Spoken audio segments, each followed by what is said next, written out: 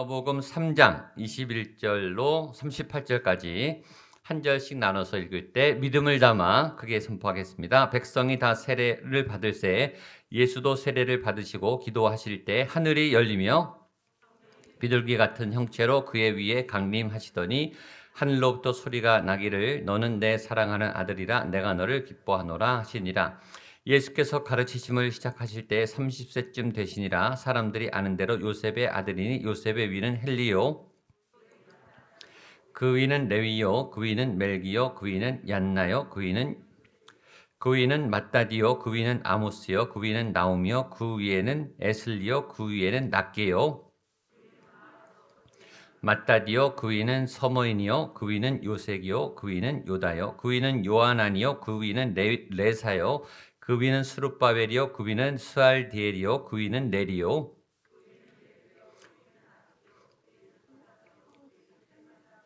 그 위는 에르요 그 위는 예수요 그 위는 엘리에서요 그 위는 요림이요 그 위는 마따시요 그 위는 레위요 요셉이요 그 위는 요남이요 그 위는 엘리아김이요 그 위는 멜레아요 그 위는 맨나요 그 위는 마따다요 그 위는 나단이요 그 위는 다윗이요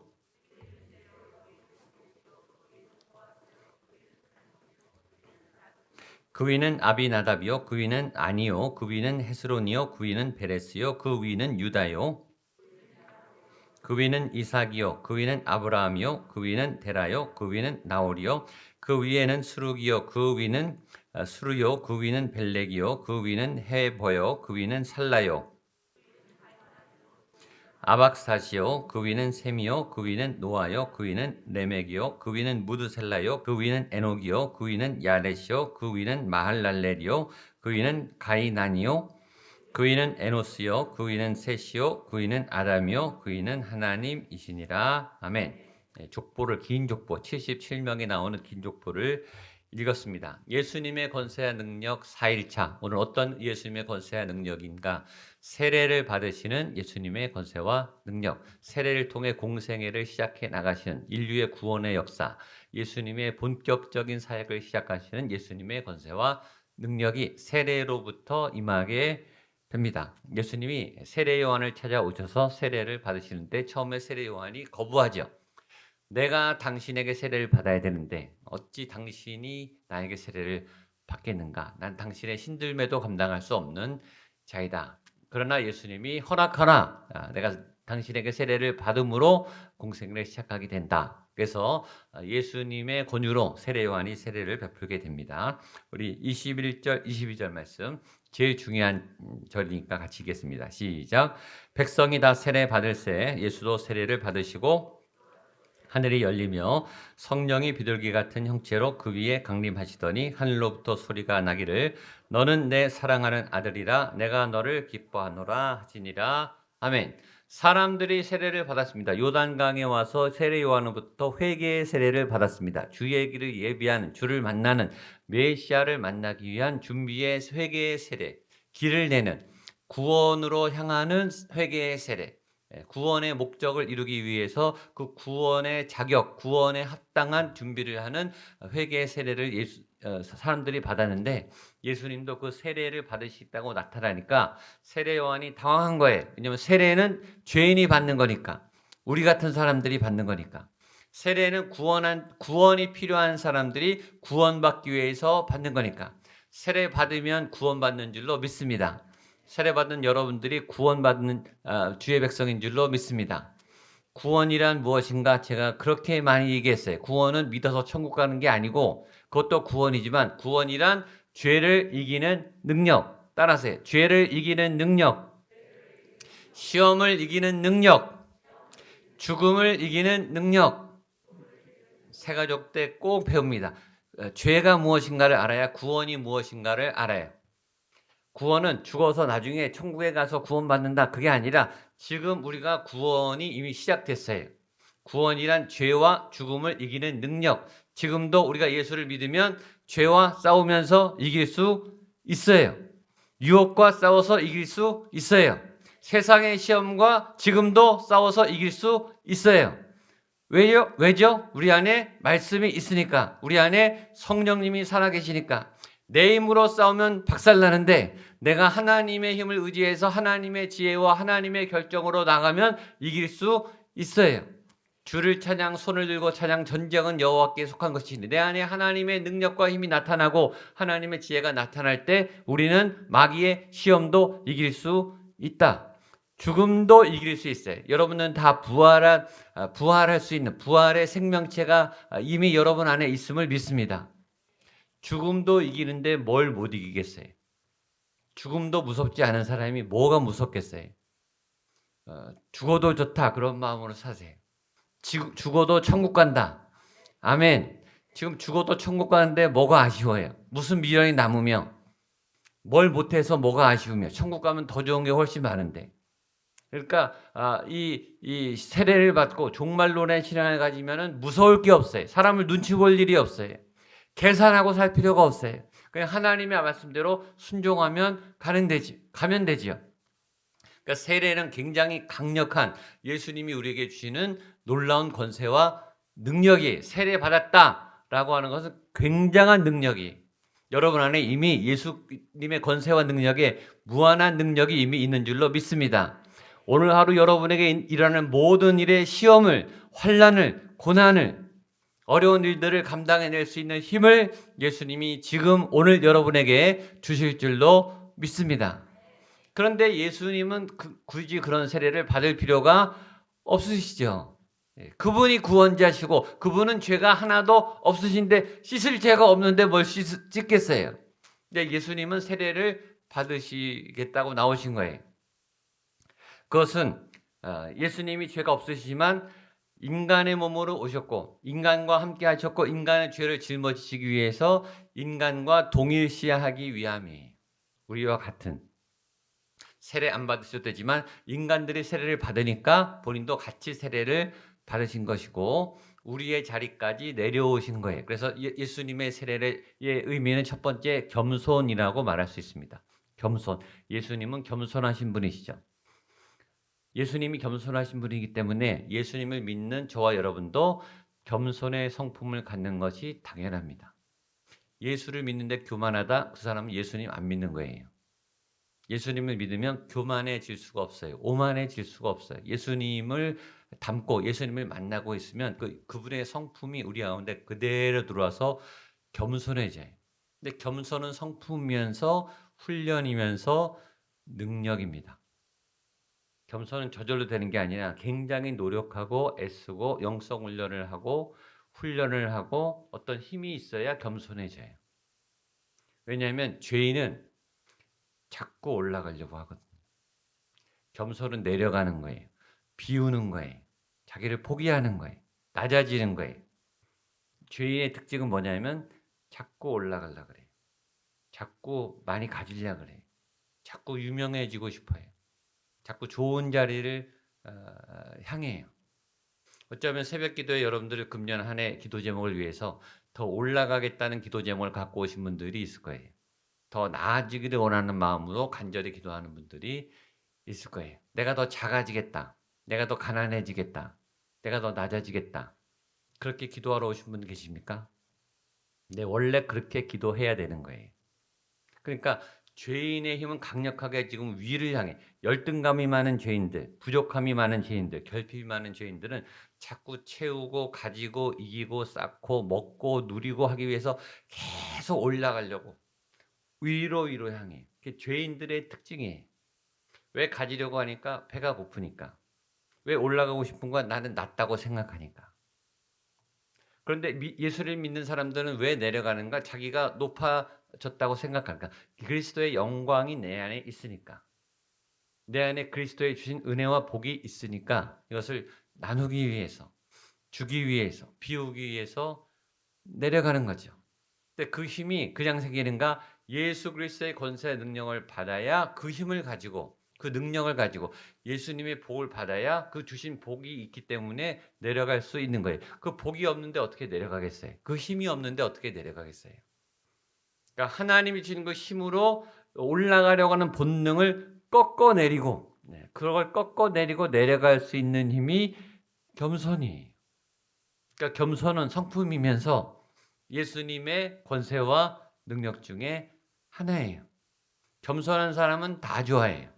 교만한 사람은 다 싫어해요. 뻐기고 고개를 뻣뻣하게 들고 목소리 크고 자기 주장 막 하고 그런 사람보다 우리는 굉장히 겸손한 사람, 조심하는 사람, 또 존중해 주는 사람, 자기를 비우는 사람, 자기가 별거 아니라고 나는 아무것도 아니라고 말하는 사람에게 오히려 머리가 숙여지고 존경이 가고 그런 사람들을 함부로 대하지 않게 되죠. 근데 예수님이 오늘 보이신 세례받을 때 성품은 겸손이셨어요. 예수님의 겸손에 존귀하신 성품과 능력을 따라 저에게도 여러분에게도 겸손해지는, 낮아지는, 비우는, 버리는 겸손의 역사가 나타나게 되기를 축복합니다. 또 예수님이 세례를 받은 것에 대해서 세례 요한의 입장에서는 그 사람은 인생 최고의 경험을 한 거죠. 어떻게 죄인된 인간이 예수님에게, 하나님에게 세례를 줄 수 있겠습니까? 저는 이 부분이 세례 요한의 사역의 절정이었다라고 생각해요. 그가 물에서 요단강에서 수많은 수천 수백만 명의 사람들에게 세례를 줬어요. 수많은 사람들에게 이 독사의 자식들아 회개하라. 그러면서 예수님의 길을 예비하라면서 세례를 주었지만 그의 세례 중에 가장 잊을 수 없는 세례는 예수님께 드린 세례겠죠. 감히 내가 어떻게 예수님에게 세례를 줄 수 있겠어요? 그 일은 세례 요한의 인생의 가장 최고의 일과 사건이었을 거예요. 즉 세례의 사건은 세례 요한의 인생의 어떤 절정을 이루는 사건이 됩니다. 예수님은 겸손하셨고 세례 요한은 세례를 베풀어 줬죠. 그래서 예수님을 만나면 우리의 인생에 어떤 일이 가능하다? 내 인생의 영성의 절정기, 내 인생의 절정기. 예수님 우리의 모든 삶의 베스트를 드러나게 하세요. 날개를 쫙 펴고 여러분 안에 있는 모든 가능성을 펼쳐서 그래 이렇게 사는 게 맞아. 정말 내가 어떻게 이렇게 살아오겠어? 라고 말할 만큼의 최고의 절정 경험, 최고의 인생의 경험, 뻗어나갈 수 있는 데까지 퍼져나가는 맥시멈 사이즈로 내가 해보는 내가 이만큼 이렇게 살 줄이야 라고 상상도 못했던 일을 해보는 그런 삶의 경험을 꼭 하는 여러분 되시기를 축복합니다. 그 다음에 예수님이 세례를 받을 때 중요한 말 하늘이 열리며 하늘이 열렸어요. 오늘 설교 제목이기도 합니다. 기도하실 때 하늘이 열리며 따라하세요. 기도하실 때 하늘이 열리며 하늘이 열리며 옆에 분에게 하늘이 열릴 것입니다. 하늘이 크게 열릴 것입니다. 이게 세례받을 때 일어난 사건이에요. 하늘이 열렸다. 그래서 하나님이 기뻐하셨다. 하나님이 환영하셨다. 하나님의 허락이다 라고 하는 사인이 또 하나의 의미는 하늘이 열렸다. 드디어 예수님의 구원의 길이 열렸다. 예수님의 사역이 시작되었는데 그 길은 하늘길이다. 하나님의 역사가 시작되었다. 하나님의 구원이 시작되었다. 우리의 입장에서는 뭐죠? 우리가 살아나게 되었다. 우리가 승리하게 되었다. 우리에게 하나님의 길이 열렸다. 하늘의 힘을 받을 수 있는 길이 열렸다.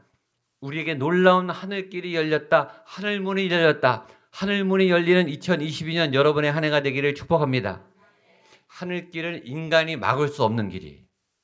골리앗도 여리고도 느부갓네살도 어떤 강한 세력도 어떤 강한 왕도 하늘길은 못 막아요.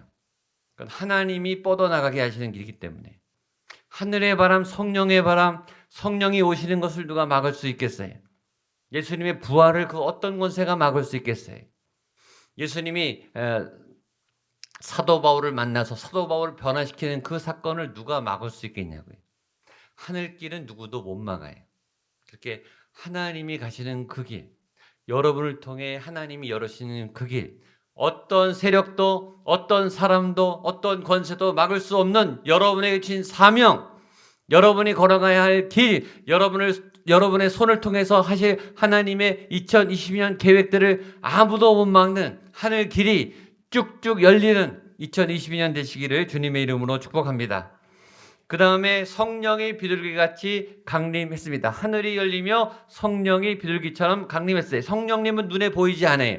보이지 않는 영이 숨이에요. 숨. 성령의 특징은 숨이에요. 생명이에요. 성령은 죄를 불태워요. 소멸하는 불이에요. 성령이 임하면 죄가 떠나고 상한 마음이 사라지고 눌렸던 어둠과 우울증이 사라지고 하나님의 생명이 충만하게 건강한 생명이 태어나게 돼요. 예수님이 세례받을 때 성령님이 임했어요. 우리가 세례받을 때 무슨 일이 일어날까요? 성령이 임하죠. 여기서 세례를 베풀 때 주님의 보이지 않는 성령이 안수하는 목회자를 통해 그 영혼에게 임하게 될 줄로 믿습니다. 어제 말했지만 그 성령은 한 번 임하고 끝나는가? 아니에요. 계속 성령의 불이 일어나야 돼요. 그 성령의 불을 관리해야 돼요. 성령 충만함을 유지하셔야 돼요. 성령의 비둘기같이 임하는, 예배할 때 그 성령이 날마다 춤추는, 성령님이 임하시는, 성령의 불이 활활 타오르는 그런 뜨거운 예배, 뜨거운 믿음의 삶, 삶의 예배를 드리게 되기를 축복합니다. 그러면서 하나님의 음성이 들렸습니다. 너는 내 사랑하는 아들이라, 내가 너를 기뻐하노라. 하나님의 음성이 들렸어요. 하늘이 열렸고 성령이 비둘기같이 임했고 하나님의 음성이 들렸어요. 너는 내 사랑하는 아들이라, 내가 너를 기뻐하노라. 하나님의 공식적인 공적 선언. 이 사람이 하나님의 아들이고 내가 너를 구세주로 파송했고 너를 통해 내가 인간의 구원을 시작할 것이고 내가 이 일을 기뻐하노라. 예수님의 권세와 능력의 사역이 드디어 시작된 거죠. 너는 내 사랑하는 아들이다. 이 헬라어 원어는 너는 나의 유일한 아들이다. 독생자 아들이다. 하나밖에 없는 유일한 아들이다 라는 뜻이 있다고 해요. 나의 하나밖에 없는 아들을 온 인류를 위해 사명자로 내가 파송하고 보내고 이제 그 일을 시작하노니 내가 기뻐한다. 내 백성들을 살리는 일을 하려고 하니까 내가 기쁘다. 성부, 성자, 성령이 같이 모이셨어요. 예수님이 세례받으시고 성령이 비둘기같이 임하고 하나님이 하늘문을 여시고 내가 너를 기뻐하노라 라고 말씀하셨어요. 하나님은 함께 일하시는 분이세요. 협동하는 분이신데 완벽한 팀워크를 갖고 계시죠. 성부, 성자, 성령 하나님이 완벽하게 다르신 분이면서 완벽하게 하나가 되는 삼위일체, 그야말로 똑같이 행동하세요. 다 다르신데 완전히 마음에 일치하시고 사랑으로 연합되어 계시죠. 그래서 하나님이 일하실 때 삼위일체가 나타나서 협동하세요. 그 말은 뭘 의미할까요? 우리가 기도할 때, 우리가 예배할 때, 우리가 하나님의 일을 할 때 하나님이 우리와 함께 협동하시죠. 하나님 혼자 일할 수 있지만 꼭 하나님의 사람들을 통해 일하세요. 하나님의 삼위일체 하나님이 여러분과 함께 하세요. 여러분이 나갈 때 성부, 성자, 성령 하나님께서 함께 하세요. 하나님과 협동하시는 하나님의 힘과 능력을 사용하는 여러분 되시기를 주님의 이름으로 축복합니다. 자, 그 다음에 보겠습니다. 23절입니다. 23절 시작. 예수께서 가르치심을 시작하실 때 30세쯤 되니라. 사람들이 아는 대로 요셉의 아들이니 요셉의 위는 헬리오. 자, 여기 굉장히 아주 희귀한 본문이 있어요. 예수님이 언제 사역을 시작하셨는가? 몇 살 때? 30세쯤. 예수님이 공생애가 30대 시작됐다고 하는 유일한 성경의 기록이에요. 이 근거를 가지고 예수님이 29세까지는 무명으로 평범하게 보이지 않게 행적이 드러나지 않으셨다가 이제 전 세계 공식석상으로 나오셔서 공생애를 시작하시는데 그때가 30세였다. 헬라인이 공식적으로 일을 시작하는 나이가 30세라고 합니다. 레위인이 성전 봉사를 할 수 있는 나이가 30세예요. 대제사장이 대제사장으로서 역할을 할 수 있는 나이가 30세예요. 30세 굉장히 중요한 나이예요. 사람에게 30세는 굉장히 중요한 나이예요. 의미 있는 나이라는 뜻입니다. 성경에는 40이라는 숫자도 굉장히 중요하게 나와요. 40일 기도, 40일간의 정탐, 40년의 광야 생활, 400년의 애굽 생활. 이 40이라고 하는 숫자도 굉장히 중요한 숫자가 나오지만 30이라고 하는 숫자도 굉장히 중요한 숫자예요. 예수님은 30세 때 공생애를 시작하셨어요. 다윗이 30살 때 이스라엘의 왕이 되었습니다. 요셉이 30살 때 총리가 되었습니다. 산헤드린 공의원, 국회의원, 이스라엘의 국회의원 자격도 30세부터 가능하다고 되어 있습니다. 그러니까 30이라고 하는 나이는 한 나라를 다스리는 충분한 나이예요. 지금 청년들이죠. 취업을 전전하고 미래를 고민하는 청년의 나이지만 30세는 결코 적은 나이가 아니에요. 자신의 인생을 책임질 뿐만 아니라 하나님의 나라에 귀하게 쓰임받은 한 나라의 총리가 될 수도 있을 만큼의 이 국사를 운영하고 또 이 나라를 통치하는 지혜와 능력과 경험과 지식을 겸비할 수 있는 나이예요. 청년 30대 예수 그리스도가 사역을 시작하세요.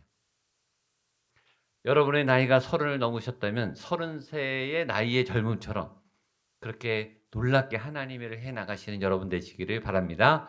그 다음에는 족보가 나오는데 다 읽을 수 없으니까 우리 3절만 읽겠습니다. 24, 25, 26절입니다. 시작. 그이는 맏다시요, 그이는 레위요, 그이는 멜기요, 그이는 안나요, 그 위는 요셉이요, 그이는 맏다디요, 그이는 아스모요, 그이는 나오미요, 그이는 에슬리요, 그이는 낫게요, 그이는 마시요, 그이는 맏다디요, 그이는 서모인이요, 그이는 요색이요, 그이는 요다요. 다 이름을 기억할 필요는 없습니다. 족보가 나오는데 마태복음에는 42명의 족보가 나오고 누가복음에는 지금 이 예수님으로부터 하나님까지 77명의 족보가 나옵니다. 누가복음 족보 안에 예수와 다윗과 아브라함과 이 하나님까지 등장하게 되죠. 아담이 나옵니다. 아담이 첫째 아담이고 예수님이 둘째 아담이에요. 첫째 아담은 실패했지만, 첫째 아담은 죄를 범했지만, 첫째 아담을 통해 죄가 들어왔지만, 둘째 아담 예수 그리스도를 통해 그 죄가 이제 멸하게 되고 구원을 받게 되고 하나님의 완성을 이루게 된다. 그 족보 안에 예수님이 등장하게 된다. 하나님의 어떤 계보 안에, 혈통 안에 예수님이 등장하게 되신다. 이스라엘의 어떤 정통성 안에, 믿음의 계보 안에 예수님이 계시고 그분이 바로 메시아이시다. 온 세상에 말하는 거예요. 어제도 말했지만 족보를 이야기하는 것은 진짜 역사적 사실이다. 예수는 신화가 아니에요. 옛날에 있었던 옛날 얘기, 동화나 설화가 절대 아니에요. 실제 인류의 역사에 있었던 이스라엘의 가보리시라 그랬죠. 중대 고세, 세계사 배우신 분들 그 모든 역사가 예수라고 하는 한 인물에 초점 맞춰져서 인류의 역사의 절반 이상이 그분의 영향을 받고 지금도 역사가 진행되고 있어요. 근데 그 예수를 역사의 한 인물로 보느냐? 그 예수가 구원자인가? 하나님의 아들 예수인가? 그것만 다른 것뿐이에요. 모든 사람은 예수를 인정해. 그 예수가 위대한 사람이라는 건 다 알아요. 근데 그 예수가 정말 나의 구세주이신가? 하나님의 아들이신가로 믿는 사람은 많지 않죠. 여러분들은 그 예수님을 나의 주, 나의 하나님, 나의 예수님, 나의 구원자로 믿는 믿음의 사람들 되시기를 축복합니다. 그 예수님이 오늘 세례받을 때 뭐가 열렸어요? 하늘 문이, 하늘길이 열렸어요. 오늘 이 기도 제목을 가지고 기도하겠습니다. 2022년 한 해 내 안에 예수님처럼 하늘길이 쫙 열리는, 하늘 문이 열리는 그런 은혜가 있게 하여 주시옵소서. 그런 믿음으로 일어나셔서 우리 찬양하겠습니다.